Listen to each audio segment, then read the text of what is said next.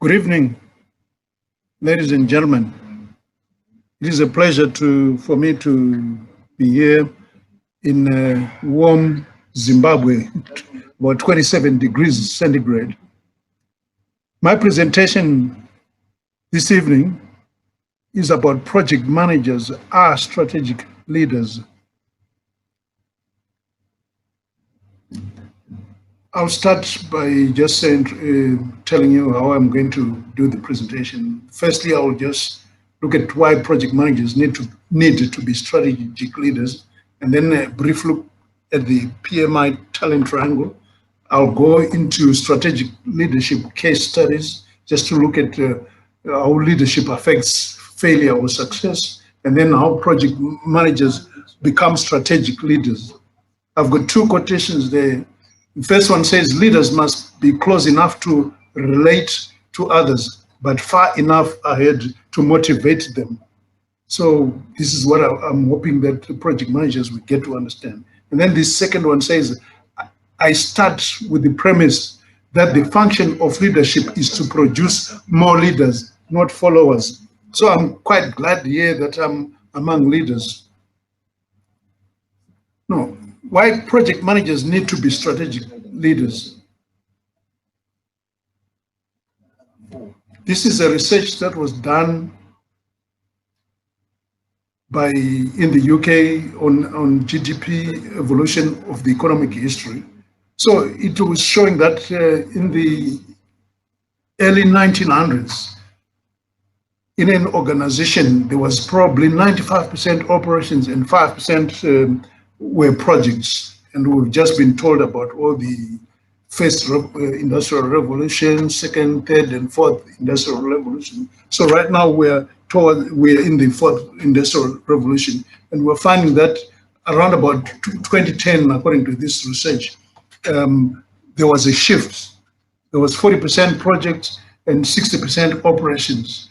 But the person who did this research says that my prediction is that by 2025, senior leaders and managers will spend at least 60% of their time selecting, prioritizing, and overseeing the execution of projects.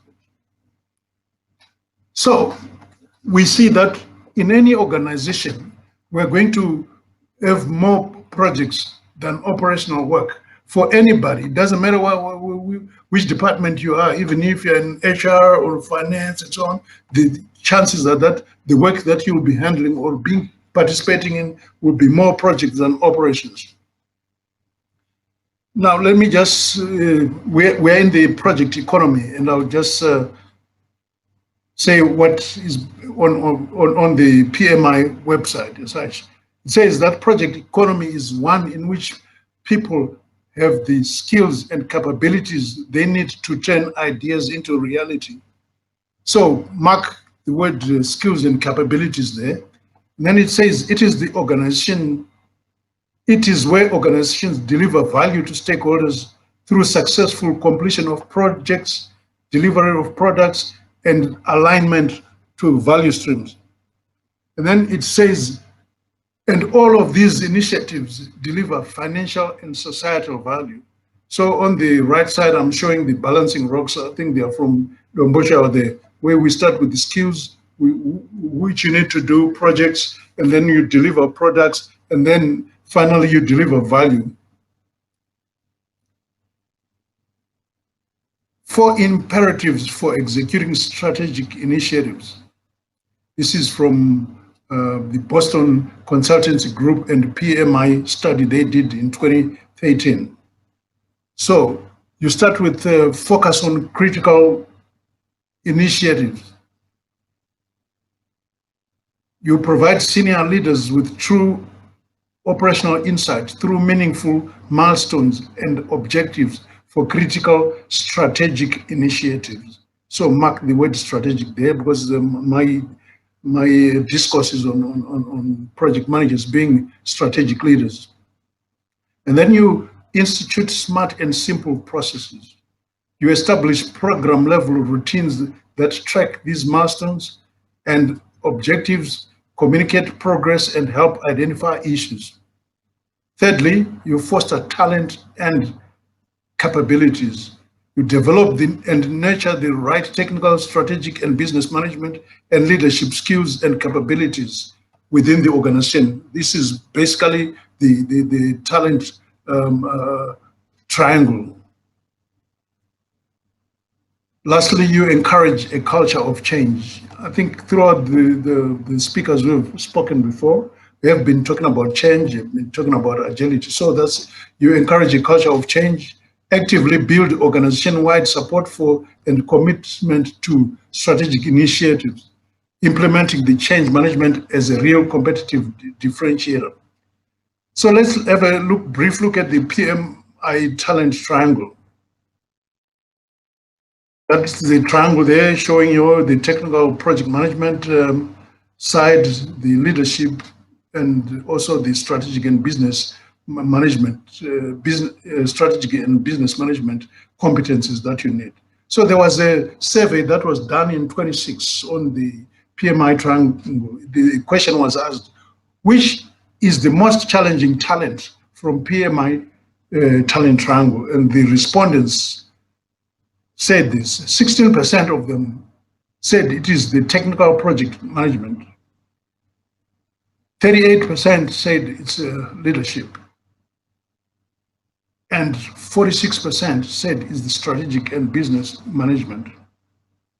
So there was a consensus on the need among project managers to develop leadership and the strategic and business management skills. Hence the title of my presentation, which is Managers Are Strategic Leaders. Managers need to become strategic leaders. Project managers need to become strategic leaders.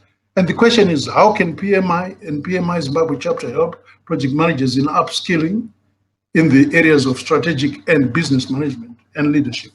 Normally, we are very good at the technical because we have been trained on that side. We are project management professionals or certified associate project managers, but we, on the others, like the leadership and the strategic and business management, we are a bit weak on that side. So let's just go into the talent triangle itself. Let's start with the project, the technical project management. Is the knowledge, skills, and behaviors related to the specific domains of program, project, and portfolio management. Those are the areas, for instance, the technical areas like the agile practices, data gathering and modeling, and value management, governance, lifecycle management, performance management, requirements management and traceability, risk management, schedule management, scope management, time, budget and cost estimation. So that's what we do. That's what we're very good at, especially the certified PMPs or CAPMs and so on. But what happens, what is the impact of missing technical project management competency within that triangle? There's a research that was done there. At the bottom there, it says navigating the PMI talent triangle, which was done in March 18, 2029. And I give the reference there where you can get that, that article as such. So the impact of missing technical project management competence is this: well-intentioned people who are business savvy and likable, but without a clear strategy or plan for accomplishing the project goals, being unaware of the common pitfalls of project execution, threats may become issues that disrupt, delay, or derail the entire project. We come to leadership competency, which is the knowledge, behaviors, and skills involved in the ability to motivate, guide, and direct others to achieve a goal. For instance, brainstorming, coaching and mentoring, conflict management, emotional intelligence, influence, interpersonal skills, listening, negotiating, problem solving, and team building. The impact of missing leadership competency is this: a technically competent project manager who understands the business needs but fails to motivate the team to deliver, or lacks empathy to deal effectively with stakeholders, and thus alienates them, creating issues and threaten the success of the initiative. Because we know that without this leadership competency, projects can actually fail because, for instance, just lack of or poor stakeholder management, engagement. And then strategic and business management is the knowledge and expertise within the organization which helps the project manager to align the project management team in a way that enhances performance and ensures better delivery of the business outcome. The areas involved, for instance, are benefits management and realization business acumen, and then business models and structures, competitive analysis, customer relations and satisfaction, industry knowledge and standards, legal and regulatory compliance, market awareness and conditions, operational functions, for instance, marketing and finance, and your strategic planning, analysis and alignment. A project manager missing this strategic and business management competency he or she is a proficient doer who is disconnected from the business goals, economics, and strategy. While not as damaging as the previously described shortcomings, project managers need to understand their organizational and industry focus to be seen as useful and trusted advisors in times of change. This is from the same research that was done. So let's look at project success or failure case studies. Firstly, I just want to describe this VMOST, which is vision, mission, objectives, and strategy and tactics triangle, right? The vision, which is what we think the organization will look like in the future. Mission is what we achieve in the next 12 to 18 months. And then our objectives are the goals to measure our progress. And we then have the strategy, which is the direction which we will take to achieve mission and objectives. And then we decompose this into the operations and projects, which are the tactics, which is specific actions, tasks, or projects to enable us to achieve our missions and objectives. So this is the structure of the VMOST. This is why I'm saying that we handle projects. Projects are derived from strategy. Therefore, we as strategic implementers, as project managers, therefore we are strategic leaders. To further explain this, let's look at the 5 levels of project success, how we measure project success. On the left side, it's a continuum, which starting from the left side, which is tactical, and going to the right side, which is the strategic value or return on investment. And our stakeholders also from the left side start with the technical stakeholders, move into projects, and then client and user, and then business internal, and then business external. I'm also going to look at project success from the project itself, the product, and then organizational benefit. So level 1 project success is discipline specific. For instance, you look at the processes, selection, process alignment, process integration, and you look at, for example, project governance, project management, development methods, risk management, configuration management, change management, and quality management. So you can measure success of a project at this level. Then the next level is your triple constraints. You can measure project success by saying you've done well in schedule, cost, and project scope. But we progress to the product itself. Level 3, deliverable success. Specifications, requirements, quality, effectiveness, acceptance, use, and satisfaction and impact. So you can actually succeed or measure project success at the product level. And then at the business internal level, which is level 4, the business success.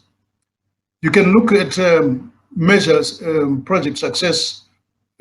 For instance, the goals and objectives have been achieved, the business plan has been achieved, also success in governance, benefits realization, and there could be also unintended benefits and unintended impacts. And then lastly, at the extreme end of the continuum, you're looking at level 5, which is strategy success, which is looking at the market impact, the industry impact, the competitive impact, investor impact, and the regulatory impact, and other impacts. So you are measuring from level 1 to level 5. As project managers, we ought to move from measuring project success at level 1 and move towards measuring project success at level 5. Now, what competencies do we need?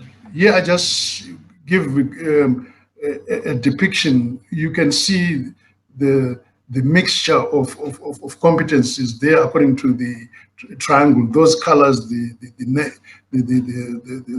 purple, the red, and the blue are just showing you the mixture of skills that you need. So as you move from the left to the right, you find that your technical skills become less and less and less, but your leadership skills and your strategic and management skills become more and more. So this is where I'm saying that as project managers, we must have a vision to become strategic leaders by increasing our competencies in leadership and also in strategy and business management.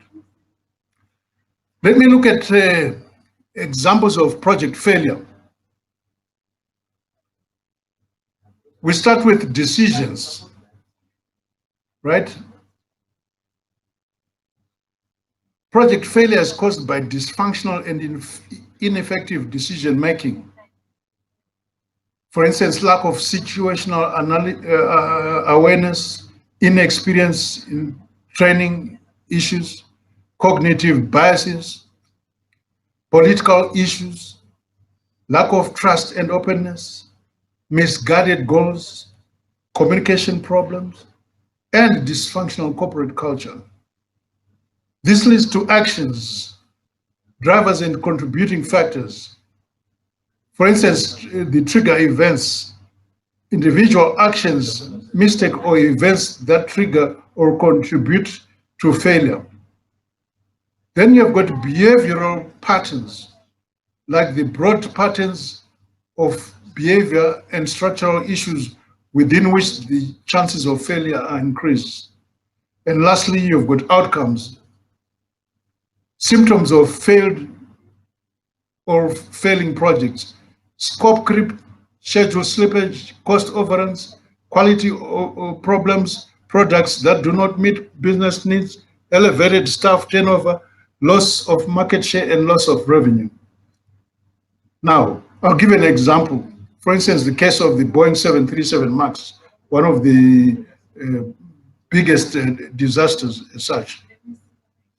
So you have, let me just quickly go into that one. The decisions that were made on this, concerning this project, the dysfunctional and ineffective decision making. For instance, expediency, the quality of being convenient and practical despite possibly being improper and immoral. So that's expediency. So in this particular project, there was a rush to launch the Boeing 737 MAX in the face of Airbus competition despite warnings. There was lack of communication vertically and horizontally. For instance, the MCAS, which is the maneuvering characteristics augmentation system, the software problems were not escalated. And there was risk management gaps driven by sales business units managers who had strong incentives to suppress the identification of safety risks and prevent escalation of same to members of senior management. Then technically, the company culture, there was company culture gaps. In one exchange, an unnamed employee wrote, "This airplane is designed by clowns who in turn are supervised by monkeys." And this is a major project, right? So there's also lack of independent product safety units. So the actions that were taken as such, in 2010, Boeing leadership feared that Airbus new, more fuel-efficient version of the mid-sized aircraft, the A320neo, would cut into their market share, e.g. American airline sales. So the MCAS software was not fully tested. The pilots were not fully informed or trained on the new plane, and because of cost minimization, and the behavioral pattern was such that there was communication gaps. There was also regulatory capture, inappropriate communications between members of the Boeing and regulatory staff. This caused a compromise, and this also was corporate greed.